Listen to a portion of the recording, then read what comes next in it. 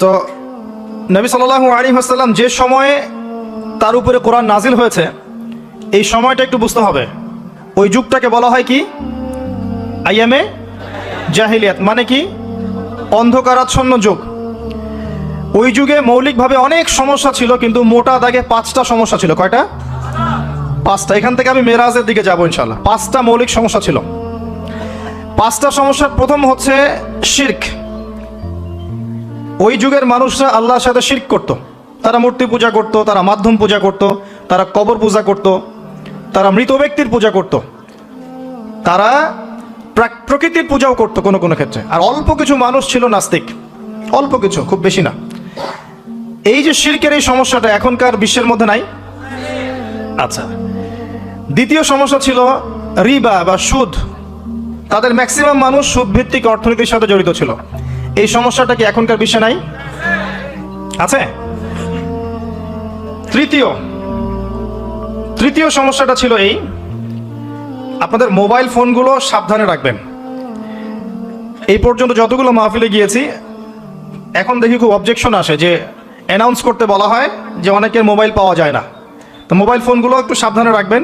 এখানে আল্লাহ না করুক এমন মানুষও আসতে পারে যার উদ্দেশ্য ভালো না, তো এটা একটু খেয়াল রাখবেন। তো দ্বিতীয় সমস্যা ছিল রিবা, যেটা এখনকার বিশ্বের অন্যতম মৌলিক সমস্যা। আপনি যদি বিশ্বের অর্থনীতির দিকে তাকান, আপনি দেখবেন বিশ্বের পুরো অর্থনৈতিক সিস্টেমটা সুদভিত্তিক। কেউ এর বাইরে নয়, কেউই বাইরে নয়। আমরা এমন একটা যুগে বাস করছি যেখানে কেউ যদি সুদ থেকে বাইরে থাকতে চায়, যে আমি মোটেই খাবো না, একবারেই খাবো না, টোটালি খাবো না, তারপরেও তার গায়ের মধ্যে সুদের ছিটা ফোটা লাগবে। আমার কথা বুঝতে পারছেন? এটা সেই যুগ।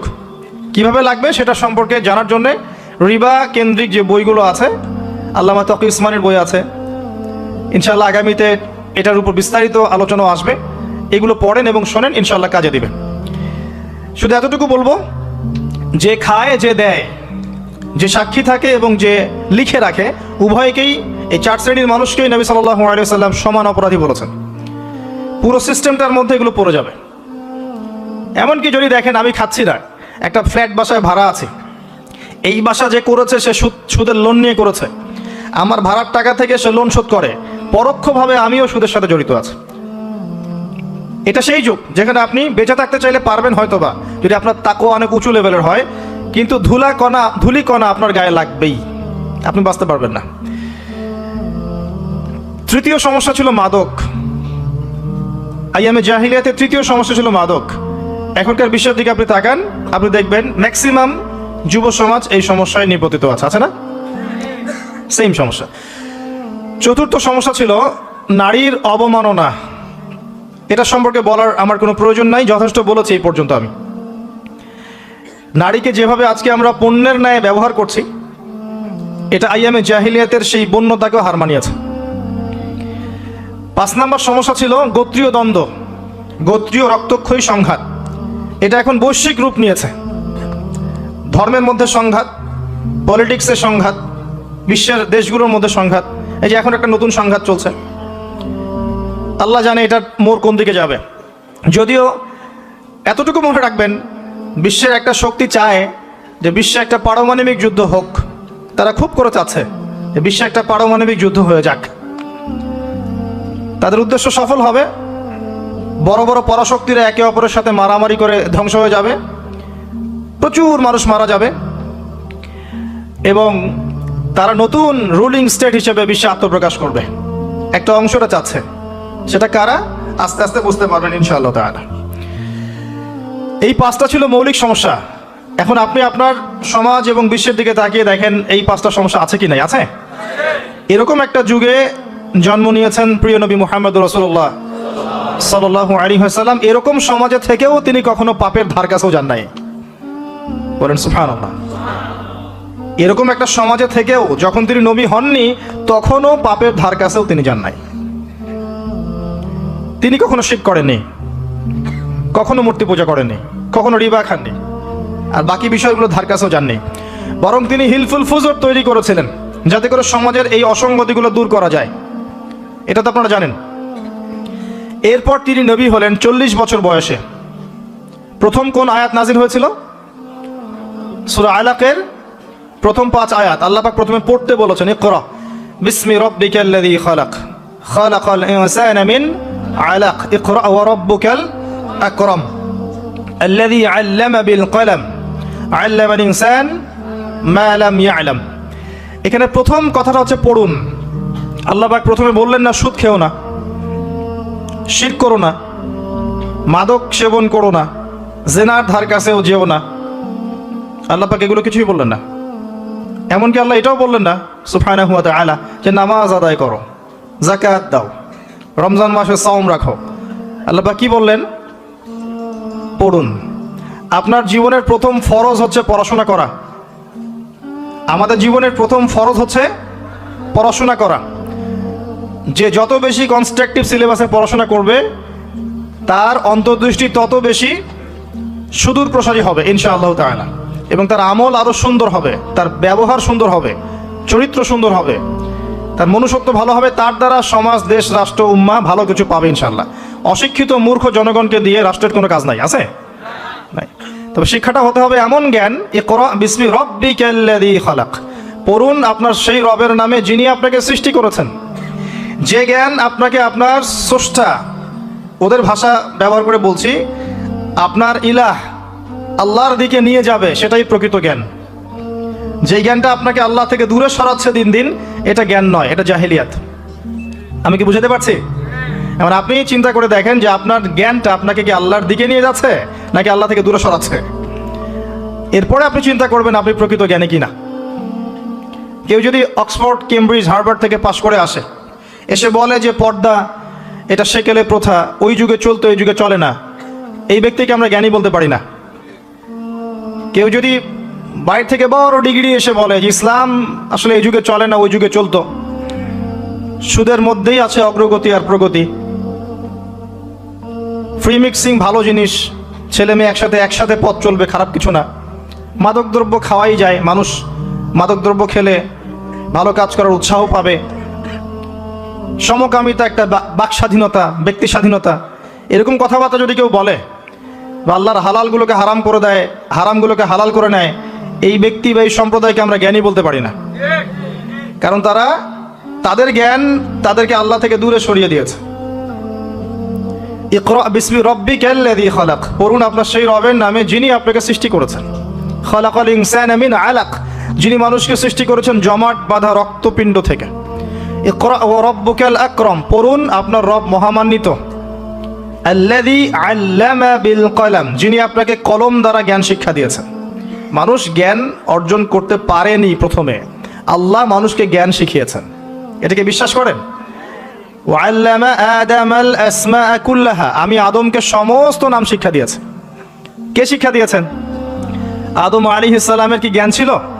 আমাদের জ্ঞান ছিল? আল্লাহ শিখিয়েছেন। আল্লামাল ইনসান মা লাম ইয়ালাম, মানুষকে সেই জ্ঞান শিক্ষা দিয়েছেন যা মানুষ জানতো না।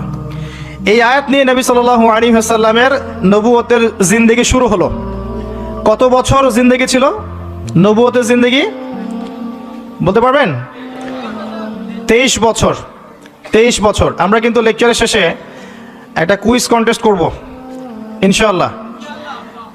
5টা থেকে 10টা প্রশ্ন করব ইনশাআল্লাহ। 10 জনকে আমরা পুরস্কৃত করব ইনশাআল্লাহ তাআলা। মনোযোগের সাথে লেকচার শুনবেন।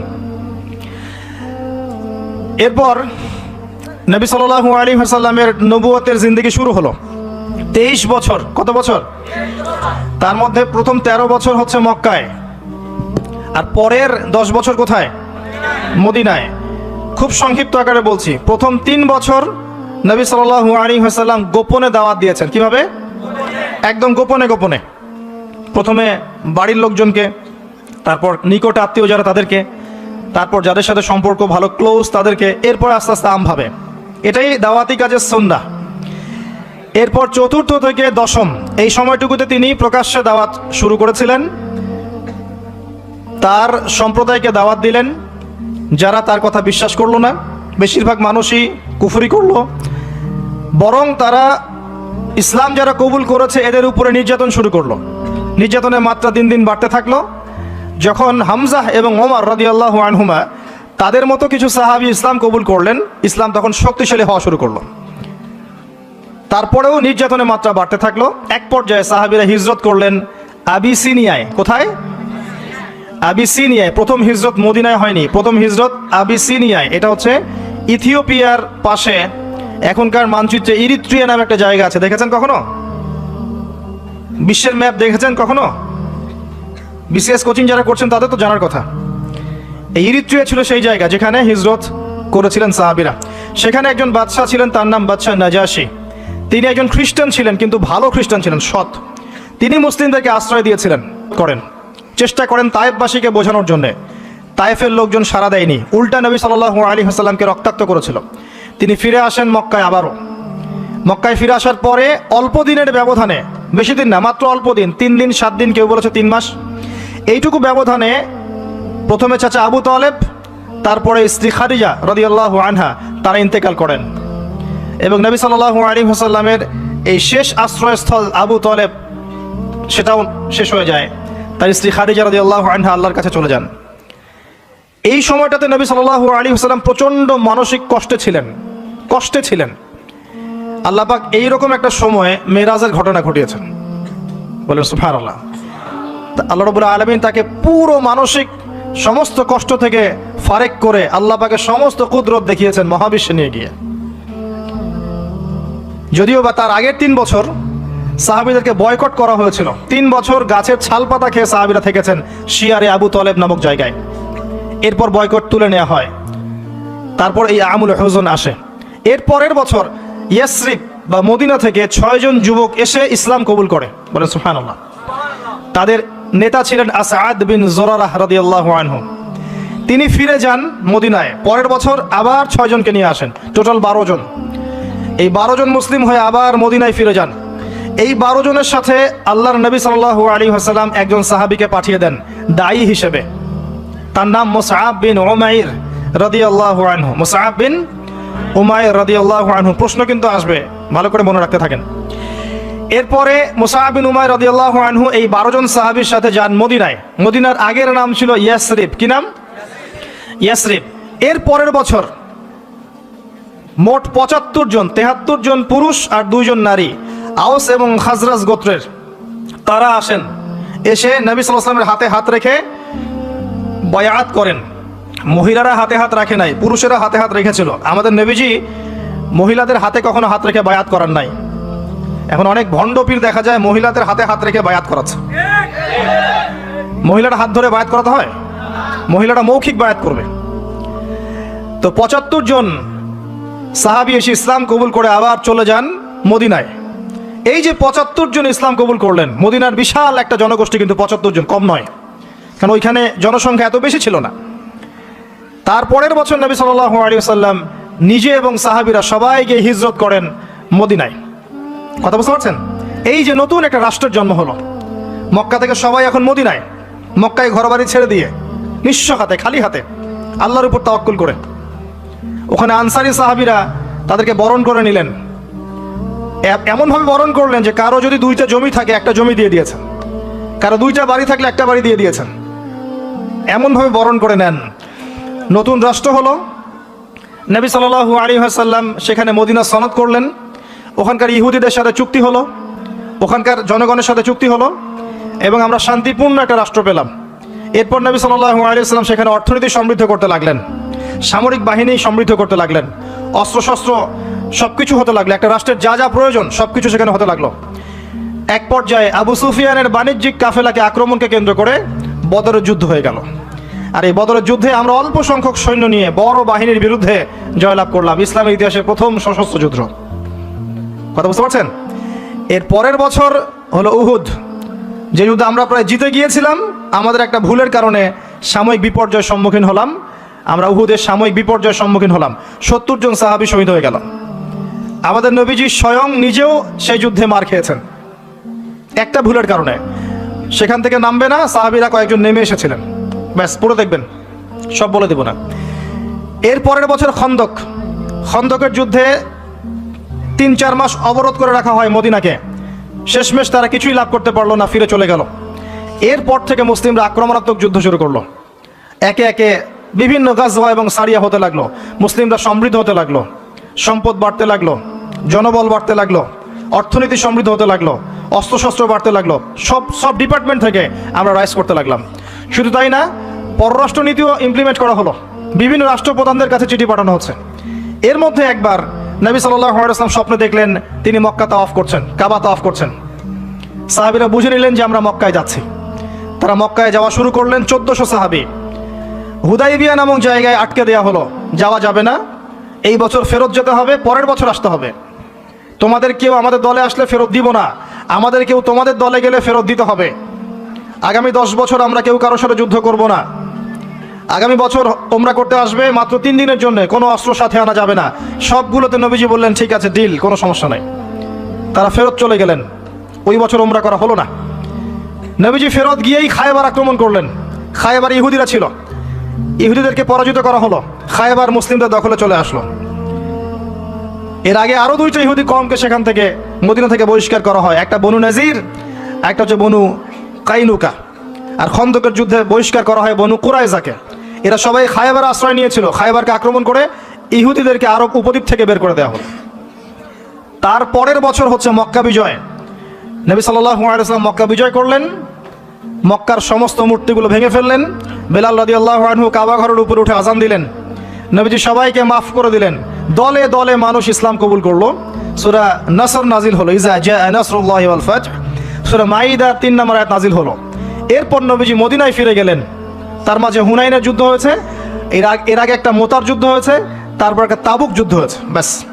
এরপরে মদিনায় ফিরে গিয়ে মাত্র 81 বা 83 দিন নবীজি বেঁচে ছিলেন। এরপরে তার শেষ রোগ শুরু হলো এবং মারা যাওয়ার কয়েকদিন আগে তিনি বলে গেলেন, আমার কবরকে উপাসনার জায়গা বানাবে না, আমার কবরকে উপাসনার জায়গা বানাবে না। আরব উপদ্বীপ থেকে ইহুদিদেরকে বহিষ্কার করবে, রাষ্ট্রদূতরা আসলে সম্মান করবে, দাস দাসীর প্রতি খেয়াল রাখবে, নামাজের হেফাজত করবে। আর অনেক নসিহত তিনি করে গেলেন। তিনি বলে গেলেন তার আগে বিদায় হজের ভাষণে, তোমরা সবাই ভাই ভাই, সাদার উপর কালো, কালোর উপর সাদা, ধনীর উপর গরিব, গরিবের উপর ধনী, আরবের উপর অনরব, অনরবের উপর আরব, কোনো ভেদাভেদ নাই। তোমরা সবাই আদম সন্তান, আদম মাটির সন্তান। নবীজি বললেন সাল্লাল্লাহু আলাইহি ওয়াসাল্লাম, সাহাবীরা, আমি কি তোমাদের কাছে আমার অর্পিত দায়িত্ব পালন করেছি, পৌঁছে দিয়েছি? সাহাবায়ে কেরাম বললেন, হ্যাঁ, আমরা সাক্ষ্য দিয়েছি আপনি পৌঁছে দিয়েছেন। নবীজি বললেন, আল্লাহুম্মা ফাশহাদ, আল্লাহ আপনি সাক্ষ্য থাকেন আমি আমার দায়িত্ব পৌঁছে দিয়েছি।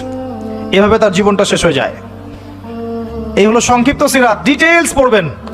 এর মধ্যে একটা ঘটনা, যখন কষ্টের মধ্যে ছিলেন নবী সাল্লাল্লাহু আলাইহি ওয়াসাল্লাম, তখন কিসের ঘটনা ঘটেছে? মেরাজ। এবং নবী সাল্লাল্লাহু আলাইহি ওয়াসাল্লামকে আল্লাহ পাক সশরীরে মেরাজ করিয়েছেন, ঘুমের মধ্যে নয়, সশরীরে। এই জায়গা থেকে আলোচনার বাকি অংশটা খুব ভালো করে বোঝার চেষ্টা করেন। নবী সাল্লাল্লাহু আলাইহি ওয়াসাল্লাম এশা সালাতের পরে শুয়ে আছেন। কথা বন্ধ করেন। এশা সালাতের পরে শুয়ে আছেন, তন্দ্রা ভাব। কোথায় শুয়ে আছেন? কাবা ঘরের হাতিমে। কাবা ঘরের হাতিমে একজন ফেরেশতা আসলেন, তার নাম জিবরাইল আলাইহিস সালাম। নবীজিকে শুইয়ে দিলেন। নবীজিকে শুইয়ে দিয়ে এই যে বুক, গলার নিচ থেকে এই নাভি পর্যন্ত ছিঁড়ে ফেললেন। কলিজা এটা বের করা হলো, একটা পাত্র আনা হলো। এই পাত্রের মধ্যে ছিল ঈমান এবং প্রজ্ঞা। এগুলো কিন্তু কোনো গল্প নয়, এগুলো সবগুলো বাস্তব সত্য ঘটনা। এটা নবী সাল্লাল্লাহু আলাইহি ওয়াসাল্লামের জীবনে ঘটেছে। এগুলোর ব্যাখ্যা কি, এগুলো কি সায়েন্টিফিক কিনা, এগুলোর পিছনে দর্শন কি, যুক্তি কি, এগুলো আমাদের আজকের আলোচনার বিষয় নয়। কারণ আমি অনেক দিন আলোচনা করেছি যে সায়েন্স আপনাকে সব কিছুর ব্যাখ্যা দিতে পারবে না। কোনো কিছু সায়েন্স দিয়ে প্রমাণ হলেই বিশ্বাস করব, না হলে করব না, এই চেতনার নাম শিরক। এটা আধুনিক যুগের শিক্ষা শিরক।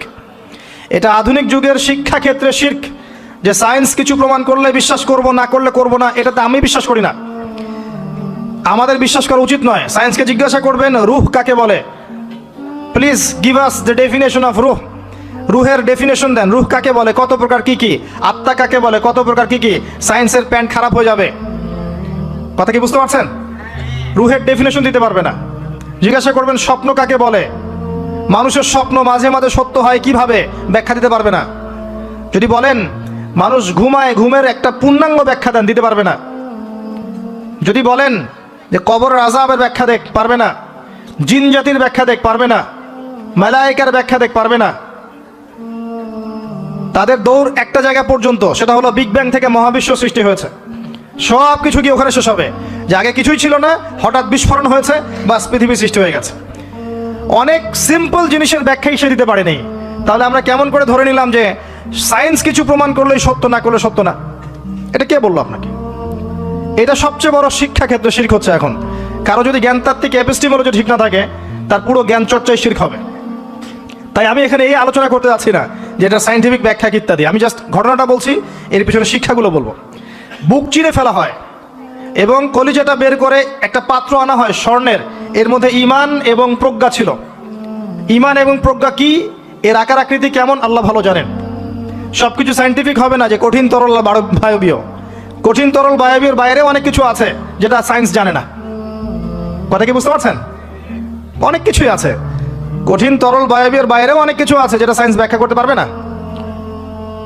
ঈমান এবং প্রজ্ঞার এই পাত্রে কলিজাটা ডুবানো হয়, ধুয়ে পরিষ্কার করে আবার আগের জায়গায় ফিট করে দেওয়া হয়। আনাস রাদিয়াল্লাহু আনহু, বিখ্যাত সাহাবী, প্রায় 10 থেকে 12 বছর নবী সাল্লাল্লাহু আলাইহি ওয়াসাল্লামের খেদমত করেছেন। তিনি বলেছেন, আমি আল্লাহ রাসূলের বুকের মধ্যে এই যে বুক চিরে ফেলা, সিনা চাক, এই দাগটা আমি দেখেছি, বুকের মধ্যে দাগ ছিল। এরপর নবী সাল্লাল্লাহু আলাইহি ওয়াসাল্লামের সামনে একটা বাহনকে আনা হয়। এই বাহনের নাম হচ্ছে বোরাক। কি নাম? গাধার চেয়ে একটু বড়, খচ্চরের চেয়ে একটু ছোট, এর নাম হচ্ছে বোরাক। এই বোরাকে নবী সাল্লাল্লাহু আলাইহি ওয়াসাল্লামকে উঠতে বলা হয়। তিনি উঠতে গেলে বোরাক একটু পার্ট নিয়েছে, ভাব নিয়েছিল আর কি। ভাব নেওয়া বোঝেন? মাঝে মাঝে আমরা ভাব নেই না? কখনো মেয়েদের বিউটি কন্টেস্ট দেখেছেন? ফ্যাশন শো দেখেন নাই? টিভিতে অ্যাডভার্টাইজ দেখেন নাই? কে দেখে নাই? এটা তো সবাইকেই দেখতে হয়, কার চোখে পড়েনি? মনে হবে যে মানুষকে ভয় দেখাচ্ছে। এই যে ভাব, বোরাক একটা ভাব নিয়েছিল। তো জিবরাইল আলাইহিস সালাম বোরাককে বলছেন যে শুনো, তোমার পিঠে মুহাম্মদ সাল্লাল্লাহু আলাইহি ওয়াসাল্লামের চেয়ে উত্তম কোনো মানুষ এখনো বসে নাই, আর মুহাম্মদ সাল্লাল্লাহু আলাইহি ওয়াসাল্লামের চেয়ে প্রিয় এবং সম্মানিত মহান কোনো ব্যক্তি আল্লাহর কাছে নাই। অতএব তুমি এত পার্ট নিও না। তখন বোরাক ঘামতে শুরু করে। আমি যে কথাগুলো বলছি এগুলো সহিহ বুখারীর মধ্যে আছে, সহিহ মুসলিমের মধ্যেও আছে এবং অন্যান্য সিরাতের গ্রন্থগুলোর মধ্যে আছে। আমি এক জায়গায় করে কথাটা বলার চেষ্টা করছি। এরপর বোরাক ছুটতে শুরু করে। নবীজি বলছেন, বোরাকের ছোটার গতিটা এমন ছিল যে আমরা আমাদের দৃষ্টি যতদূর পর্যন্ত যায়, সে তার একটা পা অতদূর পর্যন্ত ফেলছে। এখনকার রকেটগুলোর গতি দেখেছেন? এই মহাবিশ্ব যত অভিযান, আমাদের ধারণা যে এই মেরাজের ঘটনাকে কেন্দ্র করেই হয়েছে। এই থিওরিগুলো ওরা পেত না। মহাবিশ্বের এই আকাশ ভেদ করে যাওয়া যায়, এই যে কনসেপ্টটা কিন্তু নবী সাল্লাল্লাহু আলাইহি ওয়াসাল্লাম মেরাজের আগে কখনো হয়নি। একমাত্র ঘটনা পৃথিবীতে যে পৃথিবীর কোনো মানুষ 7 আকাশের উপরে গিয়েছেন, আল্লাহর সাথে কথা বলে এসেছেন। সুবহানাল্লাহ। এমনকি কোনো নবীর ক্ষেত্রেও এটা হয়নি, কোনো নবীর ক্ষেত্রেও নয়। এবার এই বোরাক চলে গেল বাইতুল মাকদাস। এটা কোথায়? বাইতুল মাকদিস, সরি, বাইতুল মাকদাস না, বাইতুল মাকদিস। বিভিন্ন মানুষ বিভিন্ন উচ্চারণ করে। এটা হচ্ছে প্যালেস্টাইন। কোথায়? নাম শোনেন নাই? আর প্যালেস্টাইন নিয়ে তো যথেষ্ট বলেছি এই বয়সে, আলহামদুলিল্লাহ। তবে মূল বিষয়টা এখনো বলা হয়নি, সেটা ইনশাল্লাহ আস্তে আস্তে আসবে। এতটুকু শুনেন, প্যালেস্টাইন হচ্ছে শেষ জামানার সবচেয়ে ইম্পর্টেন্ট জায়গা। সারা পৃথিবীতে যত জায়গা আছে, এগুলো চাইতে সবচেয়ে ইম্পর্টেন্ট জায়গা হচ্ছে শেষ জামানায় প্যালেস্টাইন বা ফিলিস্তিন এবং জেরুজালেম। সারা পৃথিবীর সমস্ত কর্মকাণ্ড আখিরুজ্জামানে এই জেরুজালেমকে কেন্দ্র করে হবে।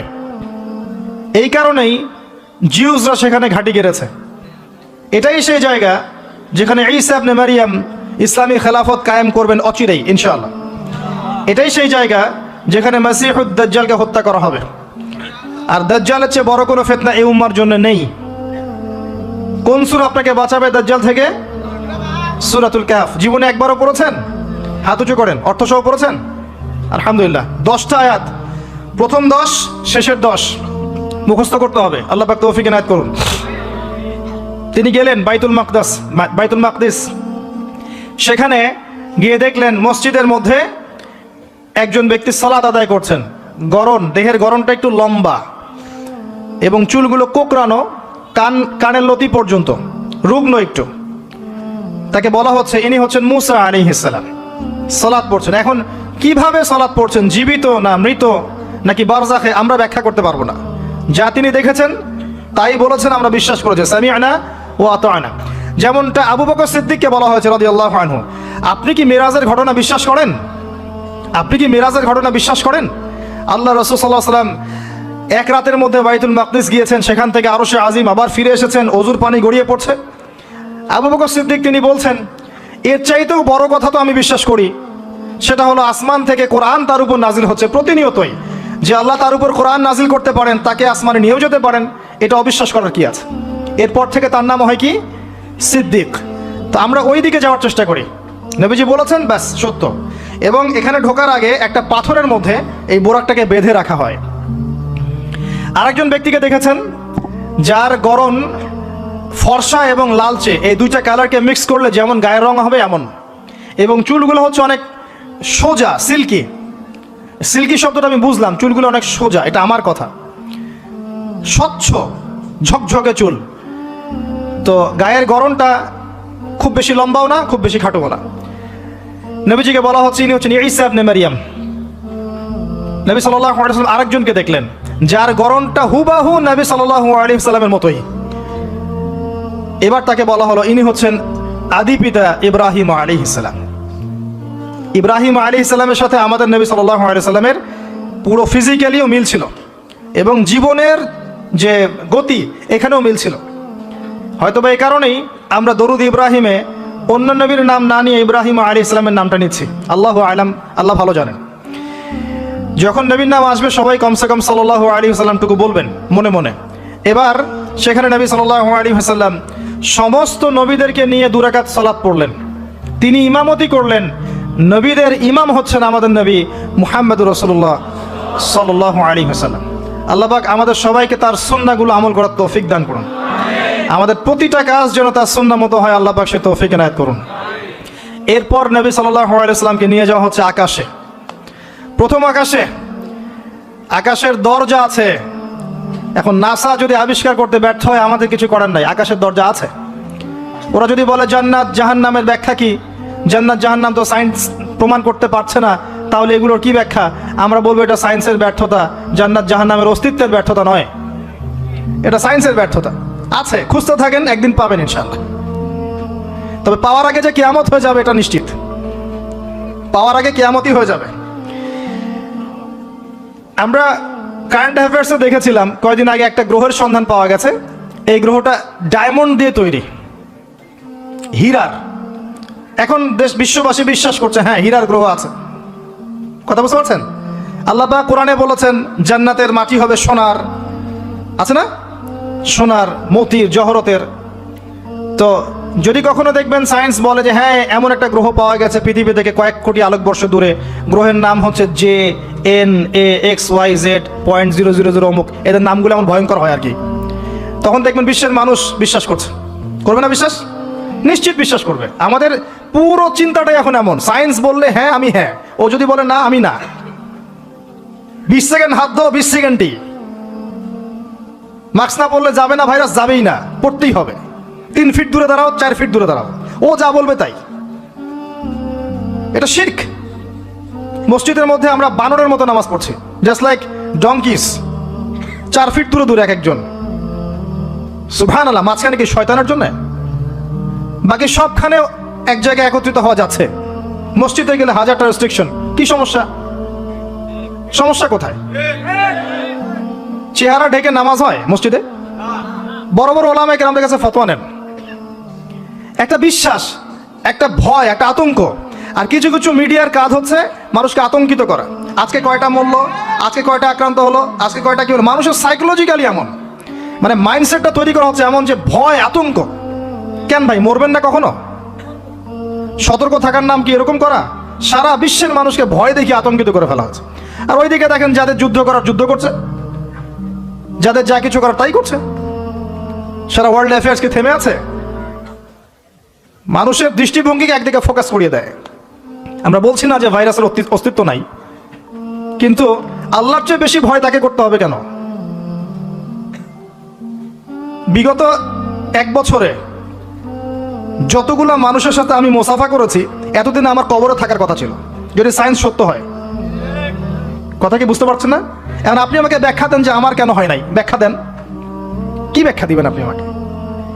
প্রতিটা দিন ইভেন এই মাহফিলের সিজনে প্রতিটা দিন মিনিমাম 100-200 মানুষের সাথে আমি মোসাফা করেছি, এবং সবাই এটা সাক্ষী। একটা দিন আমার জ্বর আসে নাই, এর কি ব্যাখ্যা দিবেন? সায়েন্স যদি এটাই বলে যে মোসাফা করলেই ভাইরাস হবে, মোসাফা করলেই ভাইরাস হবে, তাহলে আমার হইল না কেন? এর ব্যাখ্যা দেন। কোনো ব্যাখ্যা নাই। এরপরেও আল্লাহ বিশ্বাস করবে না, এরপরেও আল্লাহ বিশ্বাস করবে না। জামজাম কূপের পানির ব্যাখ্যা দেন, কিভাবে এত পানি চলছে, শেষ হচ্ছে না কেন? আমাদের চিন্তা ভাবনা চেঞ্জ করেন। ও যা বলবে তার 100% সত্যি হতে হবে এমন নয় বিষয়টা। এর উপরে আল্লাহ পাকের